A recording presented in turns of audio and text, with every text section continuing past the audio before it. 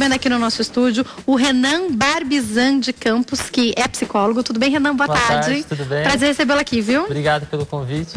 Renan, a primeira pergunta que eu gostaria de te fazer é se a gente pode citar, eu sei que são vários os transtornos alimentares, mas quais são os principais? Hoje em dia, a gente tem divulgado tanto pela mídia, que é o que dá mais acesso, quanto nos meios da saúde, a anorexia e a bulimia são os transtornos que mais aparecem. Mas não quer dizer que são os que mais estão na atualidade. Existem vários, como você disse, e existe uma reincidência maior desses dois.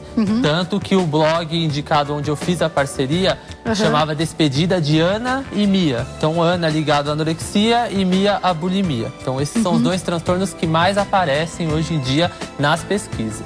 E esses dois transtornos podem levar à morte? Podem. Esse é um caso muito interessante da gente estar lidando e por isso da importância da parceria de blogs de pessoas que já passaram, como a Fernanda, que já passou pelo transtorno alimentar ao longo da vida dela e que busca ajudar as pessoas hoje em dia através da página dela, em parceria com profissionais da saúde. Então, é imprescindível que se trabalhe com médicos, com nutricionistas, com psicólogos, inclusive com psiquiatras, porque em alguns casos a medicação ela é sim válida.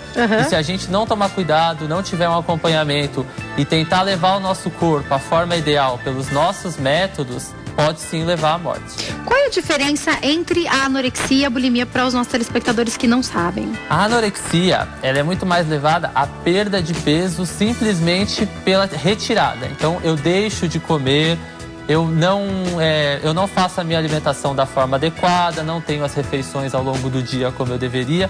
Então, eu coloco na minha cabeça a ideia de que toda vez que eu não comer, eu não ganho peso e assim eu consigo alcançar. Só que a gente deixa de ter as coisas ideais para o nosso corpo. Nutrientes, proteínas, carboidratos. E dessa forma vai levar, por exemplo, a uma anemia. Já a bulimia, ela é muito mais levada a ingerir o alimento e retirar o alimento do meu corpo. O vômito forçado, né? Muitas vezes, que vai levar a problemas também gastrointestinais, esôfago, faringe, laringe, todas passando também por danos por meio da bulimia. Então a grande diferença é essa. Geralmente mulheres, né? Sim, mas hoje em dia também encontramos relatos de homens que já conseguem falar sobre isso mais abertamente. Então, infelizmente, também está ganhando espaço a questão de homens, mas a grande maioria ainda assim, mulheres e adolescentes, na sua grande maioria. Renan, eu quero entender o que pode levar pessoas a terem esses transtornos.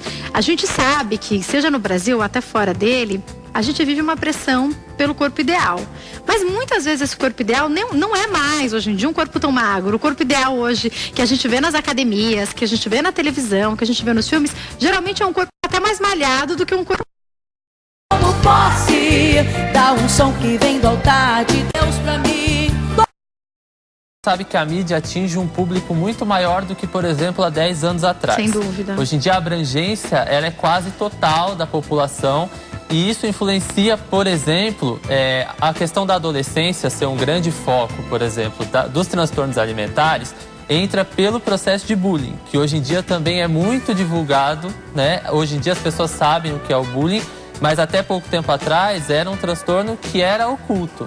Uma gordinha pode se tornar uma anoréxica ou uma pessoa que tem bulimia, isso pode acontecer? Pode acontecer. De repente ela tá na escola, as pessoas estão xingando de gordinha, ela começa a se sentir mal por causa disso, pode dar uma reviravolta na cabeça dessa menina. Exatamente. Quando ninguém gosta de se sentir ofendido, ninguém gosta de receber críticas, principalmente quanto ao seu corpo. Então, ela pode, por exemplo, por ser ofendida, por alguém ter feito uma brincadeira de mau gosto, que é as características do bullying, principalmente dentro da escola, mas não é uma regra também. Isso muitas vezes acontece em casa, por próprios familiares, e aí está o cuidado. Muitas vezes você acha que é uma brincadeira. É o irmão que brinca com outro irmão, é o pai, a mãe que brinca. Ah, tá vendo, sua gordinha, como você come? Isso pode ser negativo. E esse é o cuidado, porque às vezes você não faz isso com uma maldade. Você pensa, mas eu só tô brincando com a minha irmã, ou eu só tô buscando uma forma da minha filha entrar no peso ideal. Mas tudo depende do jeito com que você se coloca. Então, se você falar isso de uma forma ofensiva, sem o devido cuidado, e nas escolas acontece isso de uma forma geral, a pessoa, por exemplo, que é acima do peso, ela pode colocar uma ideia fixa. Não, eu não quero passar por isso. Isso é uma situação muito ruim. E aí ela acaba buscando reverter de uma maneira não adequada, porque na adolescência não tem o respaldo adequado, então não sabe que deveria procurar um acompanhamento. E aí acaba lendo muitas vezes também na internet, se adequando. Como que eu perco peso? Se você induzir o vômito, você vai perder peso. Se você deixar de se alimentar, você vai perder peso. E ela coloca isso como regras para a vida dela. E aí muitas vezes acontece disso daí ter resultados muito complicados na sequência dessa vida, né? Agora, por exemplo, a gente vai voltar a uma discussão que eu já ouvi muitas vezes, que é a da influência não só das passarelas, mas desde muito criança a gente está acostumado a brincar com uma boneca que é magérrima.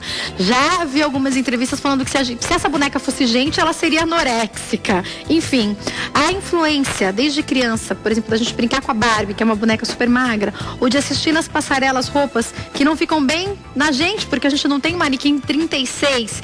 Isso tudo pode influenciar também o psicológico de uma menina? Influencia porque cada vez mais a moda é um exemplo, o que você vê nas mídias, televisão, o que você vê na internet se torna um exemplo. E quando você não tem uma base, por exemplo, familiar muito bem estabelecida, onde você aprenda o que seria um padrão ideal de forma física, você acaba tomando aquilo como exemplo. E esse é a grande questão, porque aí você quer chegar àquilo, só que a gente tem que pensar que a individualidade de cada um é o que define o que seria bom ou não para o seu corpo. Então, muitas vezes, as medidas que uma pessoa considera ideal, outras consideram que seja muito magro, ou que não. Um acha que estar um pouco acima do peso é elegante, outras pessoas encontram nisso um erro. Então, essa individualidade ela tem que ser preservada para que cada um encontre a sua forma de chegar no seu modelo físico ideal. Não deveria existir um modelo padrão que hoje em dia, como você mesmo citou, já está muito variado. Alguns acreditam que ser muito magro, mas outros acreditam que um corpo definido.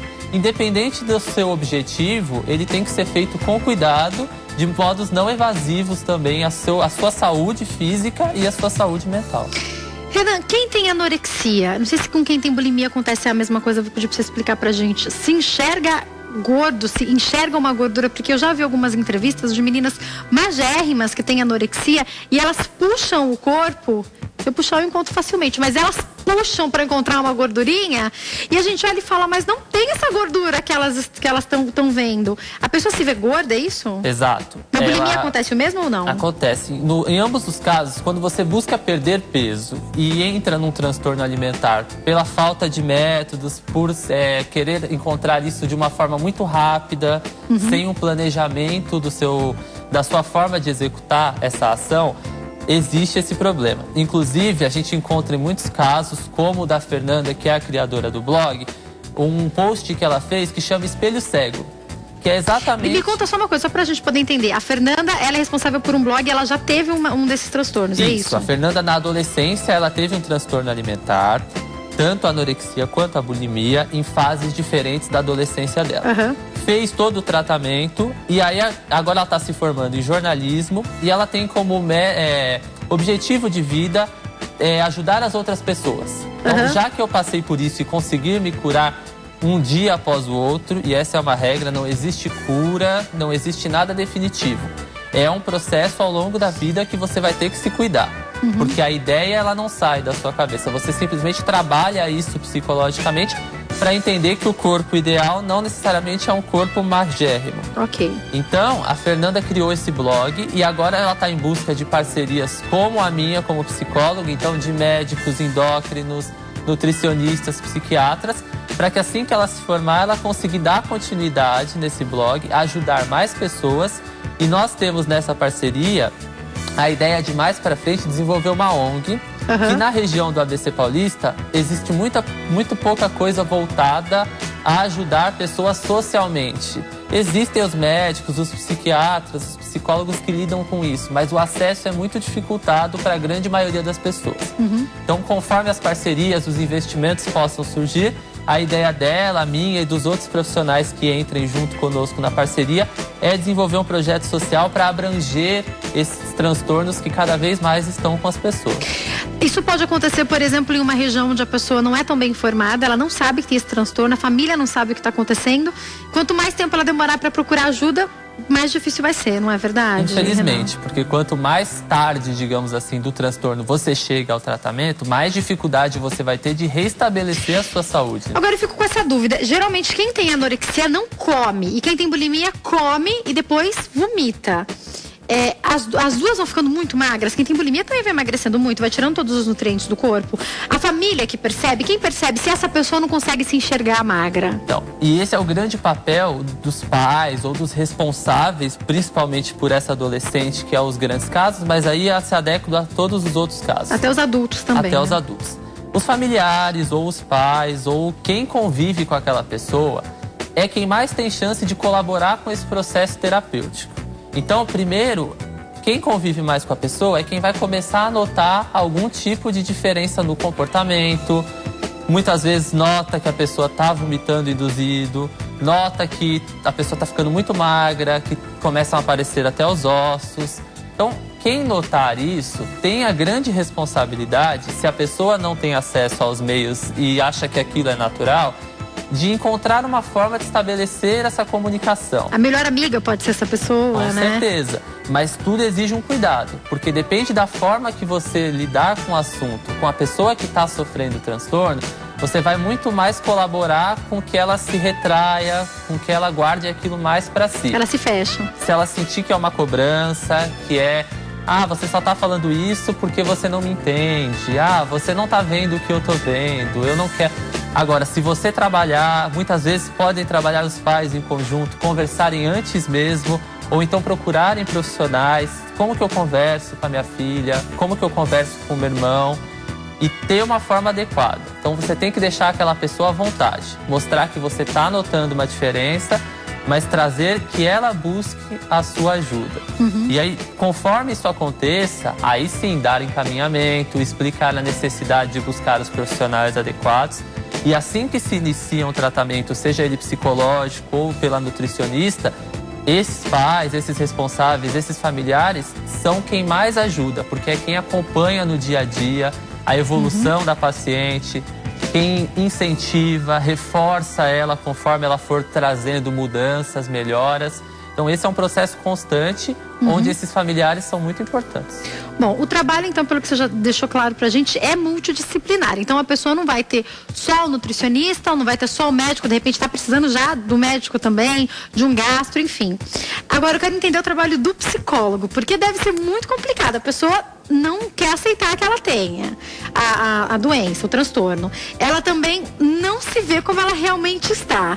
Deve ser um trabalho de formiga. Você não pode chegar no primeiro dia e falar, querida, você tem anorexia, você precisa voltar a comer. Não adianta fazer isso, né? E esse é um grande cuidado que os profissionais psicólogos têm que ter, porque isso realmente atrapalha muito o processo. E às vezes você se empolga, eu já sei qual é o caso, já sei que ela tem uma anorexia, uma bulimia, então eu vou tratar direto.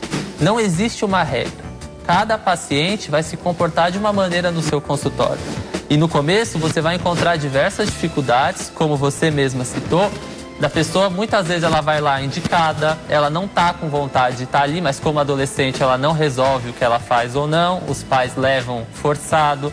Muitas vezes no começo ela não acredita na efetividade de qualquer tipo de psicoterapia, ela não enxerga aquilo que os outros dizem.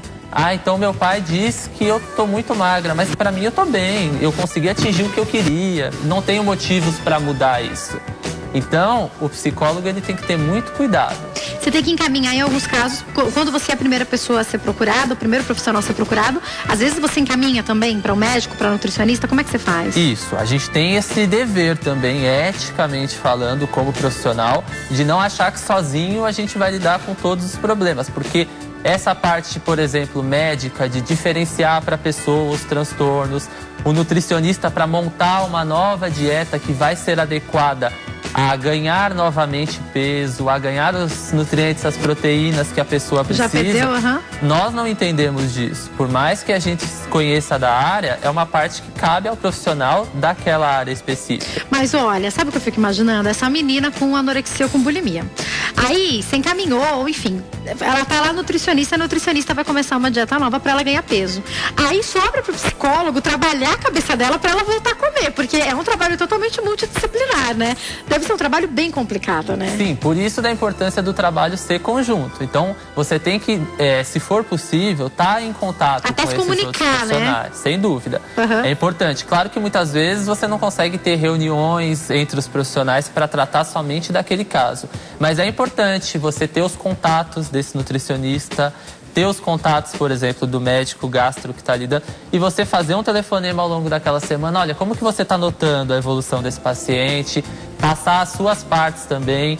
O que vocês podem trabalhar juntos que está trazendo resultados positivos? Mas é sim um grande desafio, principalmente nesses casos, onde a pessoa pode muito bem se mostrar adepta, mas quando chega na casa dela, ela sabe que aquilo não faz efeito nenhum e ela volta a ter os comportamentos relacionados ao transtorno. Renan, às vezes você encaminha para psiquiatra, medicamento pode ser necessário? Às vezes é necessário, principalmente porque a ansiedade leva muito à questão da compulsão alimentar, que aí gera a bulimia. Então, o psiquiatra ele tem um entendimento bem mais técnico dessa questão. Então só que eu encaminho já com um parecer.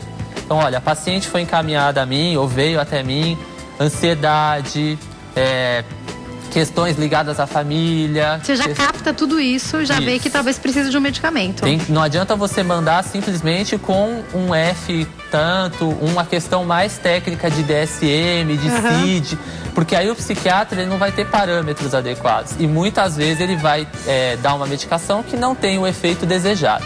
Então tem que ser feito um trabalho em conjunto, mas que um acredite no trabalho do outro, que se completem. Infelizmente eu tenho pouco tempo, mas eu queria te fazer a última pergunta. Você citou rapidamente para nós sobre isso. É uma doença o transtorno? Seja a bulimia ou a anorexia, é considerado uma doença já? Sim. Os transtornos ou os distúrbios alimentares, depende do modo como as pessoas citam, é considerado uma doença e daí a necessidade de todo um tratamento. Tem cura? Você já citou pra gente que tem tratamento, né? Mas tem cura? Existe a cura, mas não existe a ideia de que nunca mais isso vai passar na minha vida. Não existem regras de tratamento, como eu te disse, cada pessoa tem a sua individualidade, então não adianta buscar psicólogo ou nutricionista ou psiquiatra achando que encontrou a chave do seu tratamento. Muito depende de si, muito depende de quem te acompanha no seu dia a dia, mas se for feito um trabalho adequado, se a pessoa principalmente estiver empenhada nisso, com certeza ela tem chances de, em determinado tempo, estar curada e estar pronta para seguir com a vida dela de forma saudável, física e mentalmente. É lógico que todos os profissionais são extremamente importantes no tratamento desses transtornos, mas eu acho que, como está muito ligado à cabeça, eu acho que o psicólogo é aquele que vai... Porque não adianta tratar todo o resto e não resolver a causa, o que levou a pessoa àquilo. Então eu acredito que o trabalho de terapia seja talvez longo, né? Não é em um mês que vai se resolver esse problema, né? Não, e esse é o grande problema que as pessoas ainda encontram, de ir esperando resultados rápidos. Isso não é regra, cada tratamento vai demorar o tempo adequado que aquela pessoa quer. E muitas vezes a pessoa se cura e busca continuar no tratamento psicoterapêutico, porque ela gosta, ela começa a tratar outras questões da vida dela ali. Então, o tempo ele não pode ser estimado, tudo depende de como for o andamento. Mas o trabalho do psicólogo é importante, como você citou. Ele vai entender da onde surgiu a possibilidade. Dá pra gente descobrir o porquê desencadeou em alguém. Por exemplo, você deu um motivo. A pessoa pode ter um problema de família que desencadeou uma ansiedade, que fez ela comer demais, que levou à bulimia. Quer dizer, é o psicólogo que vai conseguir achar essa chave, provavelmente, isso, né? E ele consegue não só entender como surgiu, lógico, tudo são possibilidades. Ele vai buscando entender melhor isso conforme ele vai tratando nas sessões com a paciente.